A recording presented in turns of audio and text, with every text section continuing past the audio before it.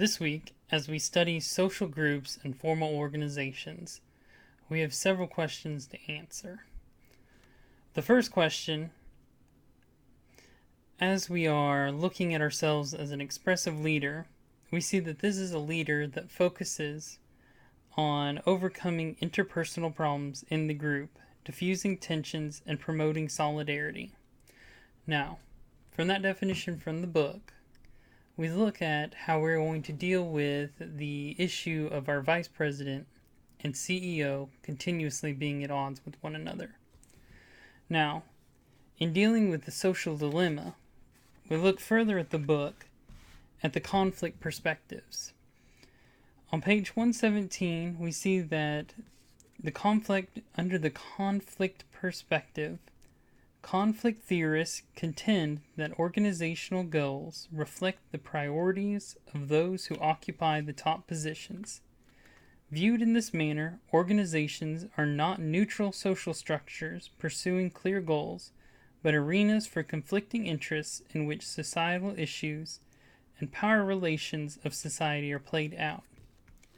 Now, as we look at how to restore order among this leadership position between the two, it's important to note that this is a social dilemma. Social dilemma, as defined in our book, is a situation in which members of a group are faced with a conflict between maximizing their personal interests and maximizing the collective welfare. In this situation, the vice president and CEO need to actively be reminded of their status, not just as CEO and vice president, but in the relationship which they hold to the company.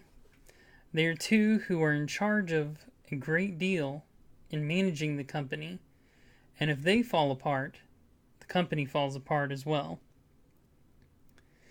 Now, between the two, they need to be working together, and they need to have mediation, especially in the case of us being the expressive leader, whose goal it is to overcome these interpersonal problems. In our second question, we are looking at the three types of formal organizations and how each one are different. Now, the three types are voluntary organizations, coercive organizations, and total institutions. Voluntary organizations are ones in which you can join and leave freely. Coercive organizations are where you are held against your will for them. And total institutions are places of residence where individuals are isolated from the rest of society for an appreciable period of time and where behavior is tightly regimented. So we have something, if we look at the three, we have voluntary, which is like a club you join, something where you can go to the meetings and you can not go to the meetings at your will. You have coercive organizations. This is something where you're forced to do it. You have no choice, but you have to do it. And then you have total institutions. This would be something like when you're serving a prison sentence. You're held away from society for a period of time. As myself, I've been a part of the voluntary organizations. Throughout most of my life, I've done martial arts, and in growing up through high school, I both taught and did martial arts. And this was one that eventually, whenever I graduated from high school and went to college, I had to give up my teaching position. But this is a group in which I was able to join up and then eventually leave whenever I was unable to do it anymore. Let's see. In our third question, in looking at Weber's ideal bureaucracy, What I find interesting about this is, according to our book, in listing in his 7 ideals for an ideal bureaucracy, Weber essentially makes it so that it's just a regular job in which it's not tailored to any one individual. We look at, on page 113 of our book, in the table 4.1, we see in the first one, each office or position has clearly defined duties and responsibilities. Also, a clear-cut division of labor. So very specific tasks to each job. In addition, we see that in the second one, officials are held accountable to their superiors for their subordinates' actions and decisions.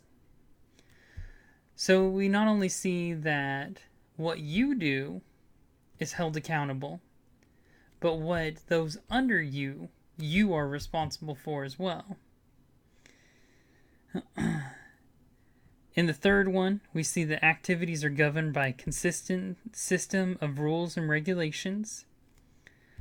In the fourth one, qualifications are filled on the basis of technical competence. This isn't something that you can just, in an ideal bureaucracy, this isn't something that daddy's money got you in the seat. In the fifth one, which I believe to be one of the more important ones, is the positions. So your office, you do not own your office. Positions remain the property of the organization, and office holders are supplied with the items they require to perform their work. Everything you need in an ideal bureaucracy is given to you. The most important one, to me though, is number 7. And that is, administrative decisions, rules, procedures, and activities are recorded in written documents preserved in permanent files. This is the idea of documentation for accountability. And this is where, in your running for public office, this would be how you would prove your competency.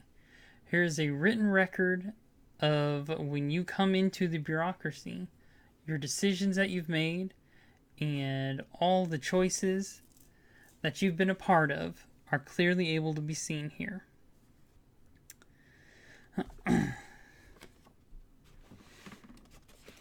In our final question, as a creative manager of a small group of employees in the advertising department, in dealing with one of the designers who has seemingly withdrawn from the meetings and offering no input, we look at, on page 105 in our book, we see that in the discussion of social loafing, how people will slack off in groups. Now, however, it's not just because they're lazy, even given the name social loafing. However, in our book we see that people can slack off because first, they think they can get away with it, and secondly, because if they're in a group, they think that they're not going to get the credit they deserve. In dealing with this employee and socializing him again into the group and engaging them in their job, this comes in the form of making them feel like they're a part of the group again. In addition to feeling a part of the group, you also praise them for behavior and for past input that they've put in. In bringing that, you will able to bring them back into the group.